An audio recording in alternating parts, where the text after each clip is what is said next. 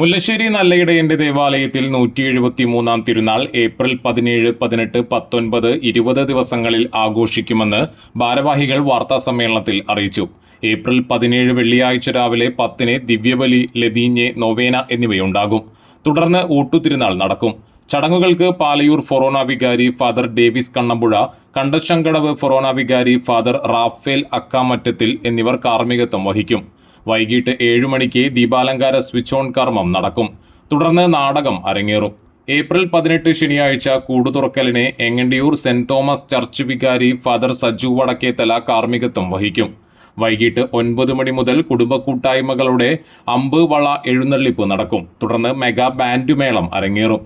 തിരുനാൾ ദിനമായ ഞായറാഴ്ച തിരുനാൾ തിരുകർമ്മങ്ങൾക്ക് ഫാദർ ജോഷി പാലിയേക്കര കാർമ്മികത്വം വഹിക്കും.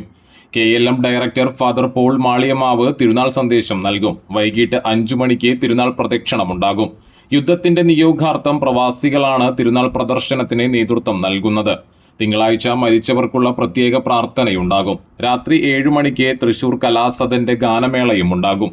പള്ളി വികാരി Tijo Joy Mullakkara, general convener Saiju Chazhoor, publicity convener Johnson Kidangan, കൈക്കാരന്മാരായ MG ജോസഫ്, സോളമൻ പത്രോസ്, ജോസ് തരകൻ എന്നിവർ വാർത്താ സമ്മേളനത്തിൽ പങ്കെടുത്തു.